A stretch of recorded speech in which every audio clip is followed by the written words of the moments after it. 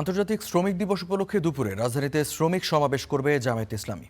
বেলা ৩টায় বায়তুল মোকাররম জাতীয় মসজিদের দক্ষিণ গেটে শুরু হবে এই সমাবেশ। এতে দলের আমির শফিকুর রহমান প্রধান অতিথি হিসেবে যোগ দেবেন। সমাবেশের আয়োজন করেছে বাংলাদেশ জামায়াতে ইসলামীর অঙ্গ সংগঠন শ্রমিক কল্যাণ ফেডারেশন। এদিকে সমাবেশের প্রস্তুতি প্রায় শেষ। তৈরি করা হয়েছে বিশাল মঞ্চ। সার্বিক নিরাপত্তায় পুরো এলাকায় বাড়তি পুলিশ সদস্য মোতায়েন রয়েছে।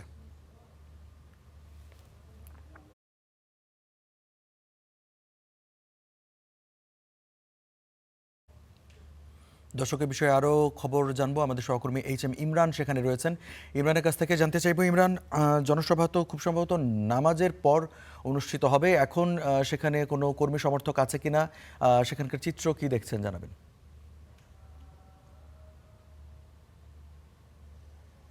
রঞ্জু, মহান মে দিবস আজ, শ্রমিক দিবস। এই শ্রমিক দিবস উপলক্ষে বাংলাদেশ জামাত ইসলামের যে অঙ্গ সংগঠন শ্রমিক কল্যাণ ফেডারেশন, তাদেরই আয়োজনে আজকের এই সমাবেশ, শ্রমিক সমাবেশ। সেখানে ইতিমধ্যেই মঞ্চ তৈরির যে কাজ, সেটি সকাল ভোর নাগাদ থেকেই শুরু হয়েছে।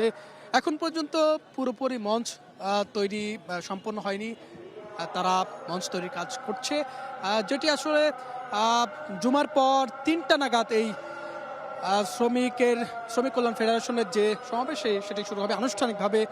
এখানে জামাতের আমির, বিরোধী দলীয় নেতা শফিকুর রহমান উপস্থিত থাকবেন প্রধান অতিথি হিসেবে। আমরা ইতিমধ্যেই দেখতে পাচ্ছি যে দেশের বিভিন্ন জায়গা থেকে এই শ্রমিক কল্যাণ ফেডারেশনের যে আয়োজন, সেই আয়োজনে নেতাকর্মীরা আসতে শুরু করেছেন। যদিও এখন পর্যন্ত যেহেতু মঞ্চ পুরোপুরি প্রস্তুত হয়নি, সেই কার্যক্রমও তারা করছেন। এই শ্রমিক দিবস উপলক্ষে ইতিমধ্যেই শফিকুর রহমান তিনি কিন্তু ফেসবুক পোস্টের মাধ্যমে জানিয়েছেন যে শ্রমিকদের যে ঘামে আসলে এই বাংলাদেশ গড়া, সেই শ্রমিকদের অধিকার রক্ষা করতে হবে, সেই দাবিও তারা করেছেন। পাশাপাশি আজকে যেহেতু দেশব্যাপী এই শ্রমিক দিবস উপলক্ষে বা দেশব্যাপী রাষ্ট্রীয়ভাবেও কিন্তু নানা কর্মসূচি গ্রহণ করা হয়েছে। আজকে সরকারি ছুটি, প্রধানমন্ত্রী, রাষ্ট্রপতি সহ নানা ব্যক্তিত্ব কিন্তু এই মহান মে দিবস উপলক্ষে তারা বানিয়ে দিয়েছেন। তারা শ্রমিকদের অধিকার রক্ষায় কাজ করবেন বলে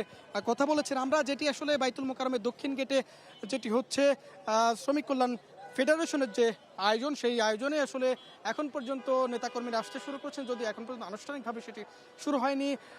বিকেল ৩টায় আনুষ্ঠানিকভাবে তারা শুরু করবেন। এখানে জামাতের আমির শফিকুর রহমান এখানে এসে বক্তব্য রাখবেন। এই ছিল আমার কাছে সবশেষ। ইমরান, আপনাকে ধন্যবাদ।